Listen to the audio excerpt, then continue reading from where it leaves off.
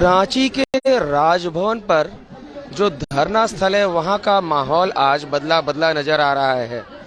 आप देख रहे हैं सामने कई लोगों को जिनके गले में माला है और बैठी हुई हैं कई सारी चिकित्सा कर्मी।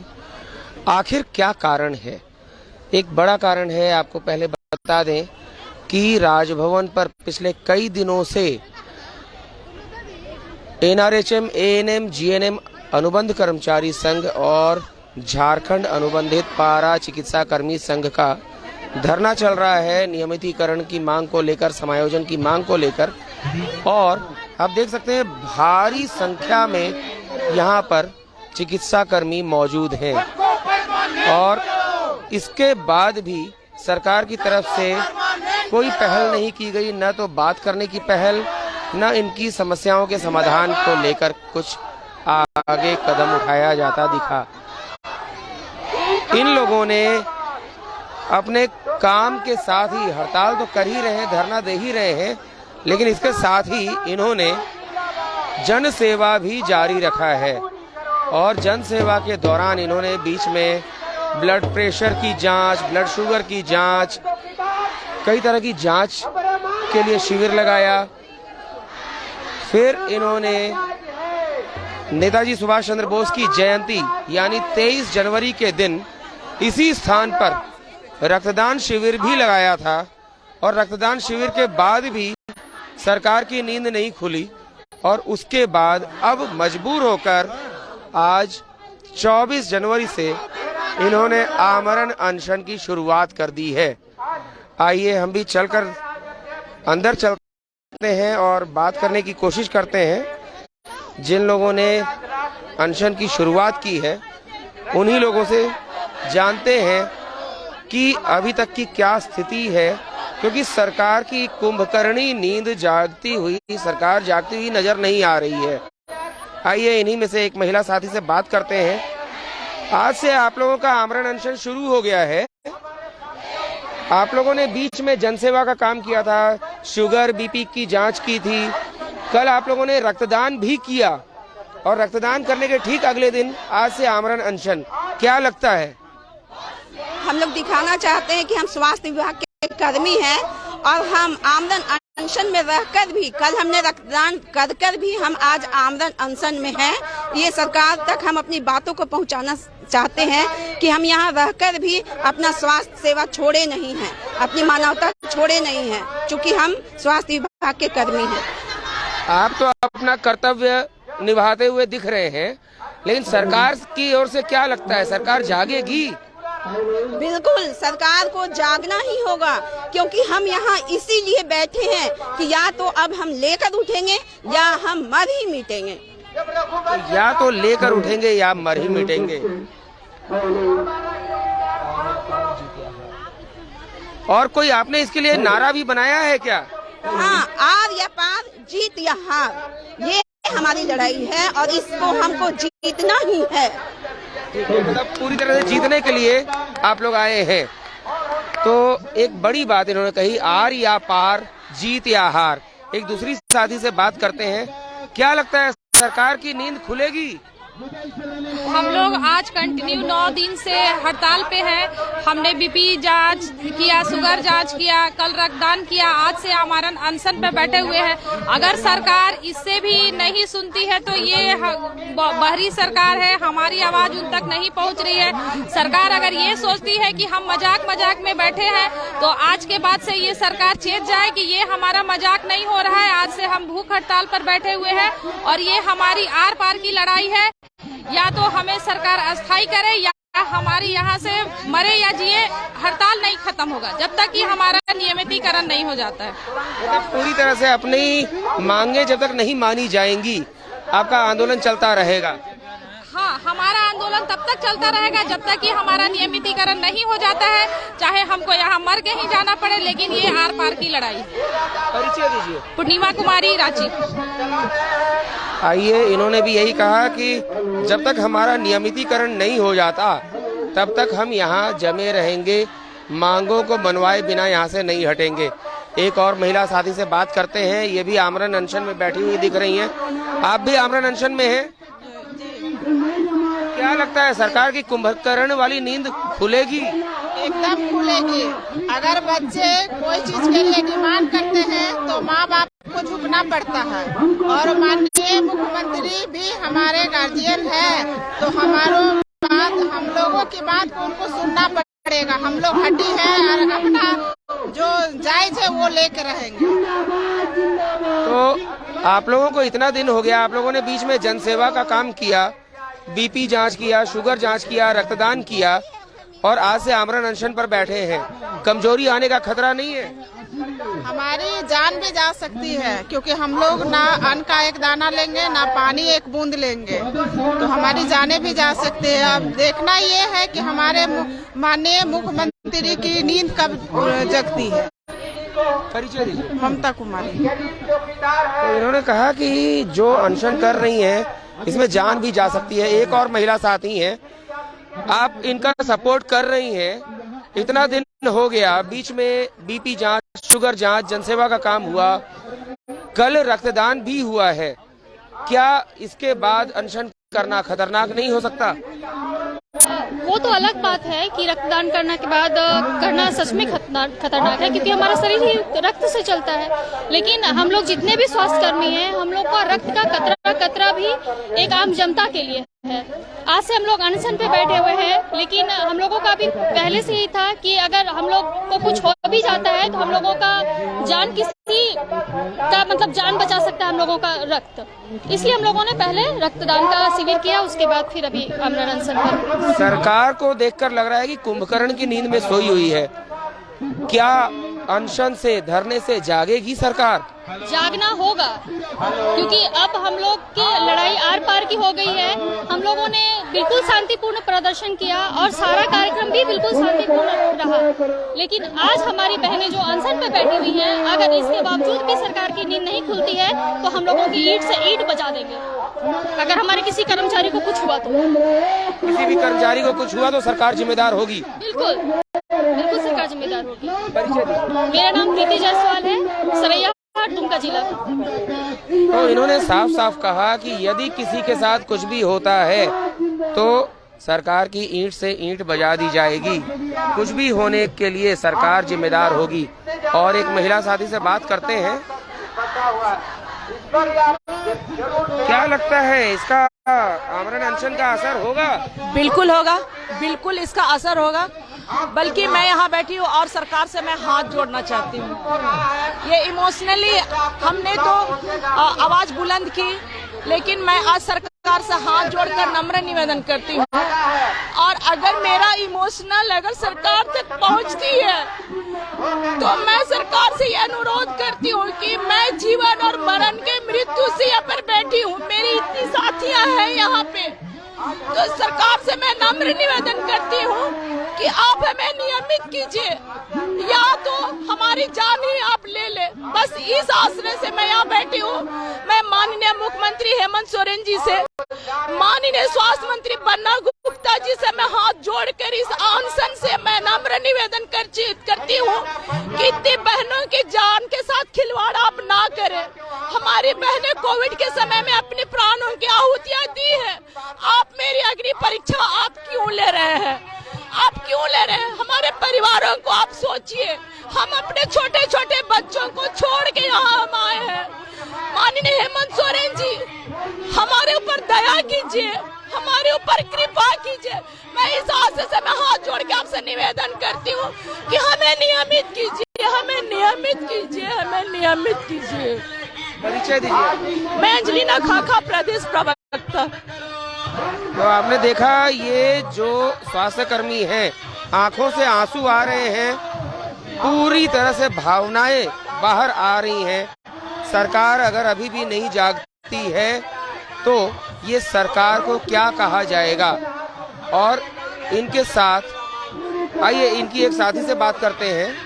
आप लोग साथ दे रहे हैं, कल ही रक्तदान हुआ है, आपकी एक साथी को हमने देखा, उनकी आंखों से आंसू बह रहे हैं, सरकार से भावनात्मक अपील कर रही हैं। क्या लगता है सरकार की नींद खुलेगी? अब नहीं खुलेगी तो कब खुलेगी? हमारी इतने सारे भाई बहन अन्न जल त्याग के प्राणों की आहुति देने के के लिए बैठ गए हैं, अपने बाल बच्चों को, अपने परिवार को घर में छोड़कर। अब सरकार को क्या दिक्कत है? भगवान, हम सरकार से आग्रह करते हैं, गुहार लगाते हैं कि अब हमारे अनुबंध कर्मियों को अस्थायीकरण की सौगात दे दी। अब और नहीं, अब सहन नहीं होता हम लोगों को। आपकी आंखों से भी आंसू बहने लगे हैं, क्योंकि हमारी एक भी बहन को अगर कुछ होता है तो उनका घर उजड़ जाएगा, उनका परिवार पता नहीं इन्हीं के दम पर अनाथ हो जाएगा वो। इसलिए हमारे आंखों से आंसू बह रहे हैं और कोई बात नहीं है। परिचय दीजिए। मीरा कुमारी, प्रदेश अध्यक्ष NRHM संघ। तो आपने सुना भावनात्मक अपील, यदि किसी को भी कुछ हो जाता है तो केवल उन्हें ही कुछ नहीं होगा बल्कि परिवार उजड़ जाएगा। और एक महिला साथी से बात करने की कोशिश करते हैं, बात करके देखते हैं। इनकी आंखों में भी आंसू नजर आ रहे हैं। क्या लगता है सरकार मानेगी आप लोगों की बात? उम्मीद है इस बार की मानेगी हमारी बात। बस इसी उम्मीद पे बैठे हैं, शायद उनको मन में कुछ आए कि हम भी उनके घर की, उनकी राज्य की ही बेटियां हैं और उनके राज्य की बेटियों में थोड़ी तरहम तो आनी ही चाहिए। सरकार एक तरीके से मुखिया की तरह होती है और हम लोग जनता जो होती है प्रजा है, परिवार की मुखिया है सरकार। तो सरकार को जगाने के लिए इतना कष्ट झेलना क्यों पड़ रहा है? पता नहीं ये कैसी सरकार है, नहीं पता, हम बोल नहीं सकते, लेकिन फिर भी उम्मीद है कि शायद इस बार जाग जाए कि उनके घर की बहू बेटियां आज रोड पे हैं, सड़क पे हैं, पढ़ी लिखी बहू बेटियां आज सड़क पे हैं, शायद उन्हें थोड़ी तो रहम आ ही जाएगी। उम्मीद लगाए बैठे हैं। परिचय दीजिए अपना। अनीता कुमारी जामता। तो आपने देखा, इनकी आंखों से भी आंसू बह रहे हैं और पूरी तरह से भावनात्मक अपील, संभावना, उम्मीद जताया जा रहा है कि इनकी बातों को माना जाएगा। एक और महिला साथी से बात करते हैं और इनसे जानते हैं कि क्या लगता है, आपको क्या लगता है? आपकी कई साथी भावनात्मक हो गई हैं, आंखों से आंसू बह रहे हैं, आपकी आंखें भी भावुकता दिखा रही हैं। सरकार पर कितना उम्मीद है दबाव पड़ने का, या सरकार जागेगी कि नहीं, क्या लगता है? अब तो हम लोग आज 8वें दिन अनिश्चितकालीन हड़ताल का है और आज से हम लोग आमरण अनशन पर उतरना पड़ा है। अब तो सरकार को जागना, नहीं जागेंगे तो हम लोग तो उठेंगे नहीं। अब करो या मरो वाला हो गया है। अब बाल बच्चे, जैसे एक घर में पिता घर का मुखिया होता है, वैसे ही राज्य के लिए मुख्यमंत्री मुखिया होता है। घर के किसी आदमी को कष्ट होता है तो पिता तुरंत दौड़ के कदम उठाता है, सहायता करता है।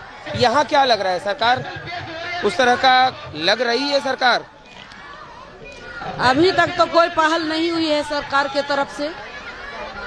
अब हम लोग तो भाई जब अब इस चीज पर उतर गए हैं तो अब हम लोग को जो हो, हम लोग तो आमरण अनशन पर ही रहेंगे जब तक सरकार के तरफ से कोई पहल नहीं हो।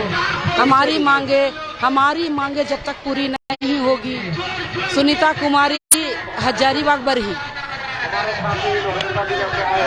तो आपने देखा, इन्होंने साफ साफ यही कहा है कि जब तक इनकी मांगे पूरी नहीं होती तब तक ये अपने आमरण अनशन पर बैठ गई हैं। और कुछ पुरुष साथी भी हैं यहाँ, आप देख सकते हैं कई सारे पुरुष साथी यहाँ पर हैं और इनसे भी बात करके जानते हैं इन्हें क्या उम्मीद लग रही है सरकार से।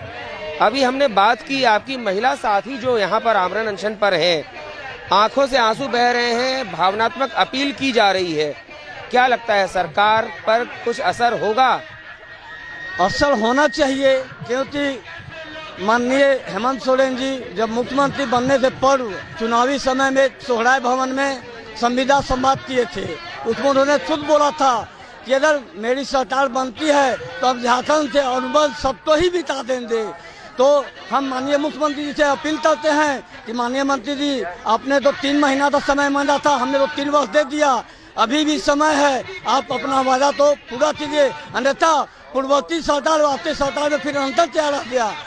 अगर आज हम तो रोड पर बैठा ही दिए तो फिर पूर्ववर्ती सरकार में तो अंतर नहीं रह गया, तो आखिर हम किस लिए अब तो जिताए थे।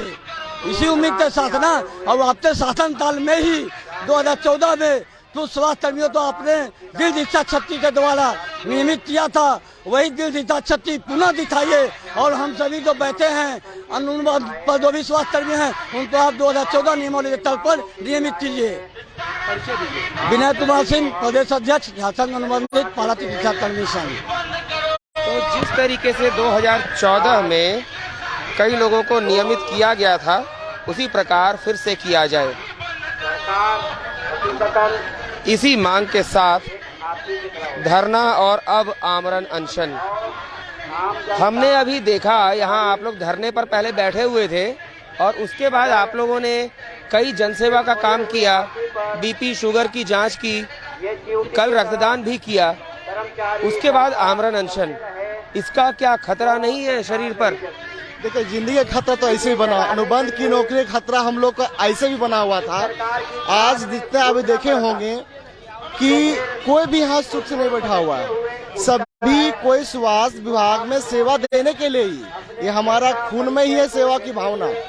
लेकिन सेवा की भावना हमारा है तो सरकार की भी दायित्व बनती है कि कोरोना ऐसी महामारी में हम सभी उनसे निजात दिलाएं। झारखंड राज्य के हर एक गरीब गुरबा को इससे निजात करवाएं। तो आपकी भी दायित्व बनता है सरकार कि आपने जो वादा किया था उसको वादा पूरा कीजिए, क्योंकि हम लोग 16 तारीख से प्रोग्राम करते आ रहे हैं, उसके बाद भी आपने कोई तरह का शुद्धि नहीं ली।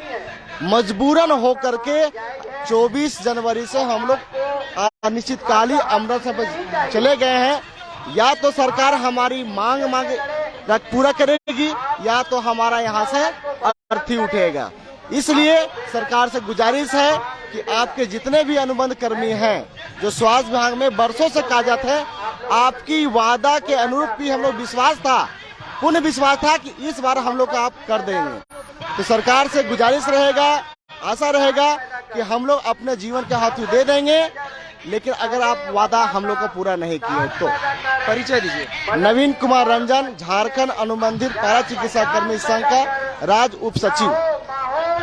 तो जैसा कि इन्होंने कहा कि सरकार, ये लोग जान देने को भी तैयार हैं अगर इनकी बातों को नहीं माना गया।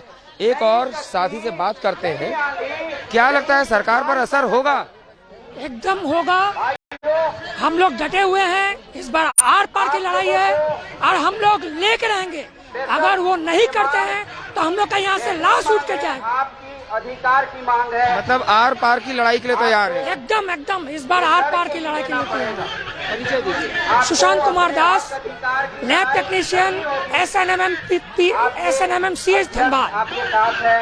तो कुल मिलाकर हमने देखा, आपने सुना कि अब आर पार की लड़ाई के लिए ये तैयार है और किसी भी स्थिति में जब तक मांगे पूरी नहीं हो जाएंगी ये यहाँ से नहीं हटेंगे। मांगे पूरी होनी है और जब तक मांगे पूरी नहीं होंगी ये यहीं पर रहेंगी। आइए एक बार फिर से हम कुछ जानकारी लेते हैं। आप लोग कुल कितने लोग यहाँ पर बैठे हैं आमरण अनशन पर? 21 लोग हम लोग यहाँ पर धरने पर बैठे हैं अपने मांगों की पूर्ति के लिए, ताकि सरकार को जगाने के लिए कि अभी तक सरकार कहाँ सो रही है। कल तो हमारी सरकार आई थी सुभाष चंद्र बोस की जयंती में कचहरी चौक तक, क्या उन्होंने 10 कदम की दूरी तय नहीं की? मात्र 10 कदम की दूरी तय नहीं की। यहाँ तक आकर हम लोगों को उन्हें देखना भी मुनासिब नहीं समझा। सरकार बगल में आकर लौट गई, लेकिन हम लोगों को, हम स्वास्थ्य कर्मियों को उन्होंने देखना तक मुनासिब नहीं समझा। स्वास्थ्य कर्मियों को भूल गई है सरकार, स्वास्थ्य कर्मियों को पूरी तरह से भूल गई है। और हम लोग यहाँ पर ये प्रण लेकर बैठे हैं कि झारखंड के जितने भी NHM कर्मी हैं, भाई बंधु बहन सभी है, सभी के लिए हम यहाँ पर अनशन पर बैठे हैं कि ताकि हम सब की मांगे पूरी हो। वीना कुमारी, प्रदेश महासचिव, झारखंड राज्य NRHM ANM अनुबंध कर्मचारी संघ। मीरा जी, एक वाक्य में यदि कहा जाए आपके इस आंदोलन के बारे में तो आप क्या कहेंगी? एक वाक्य में बताइए। आर या पार, हार या जीत, आर या पार। आर या जीत या आर या पार। तो पूरी तरह से आर या पार की लड़ाई के लिए ये लोग बैठ गई हैं। आमरण अनशन तब तक जब तक इनका नियमितीकरण की मांगों को पूरा नहीं किया जाता। और भारी संख्या में यहाँ पर आप देख सकते हैं आंदोलनकारी चिकित्सा कर्मी मौजूद हैं और इनमें से कई भावुक भी हो गई हैं और सरकार की नींद है कि खुलती नहीं। Bureau report, Ranchi.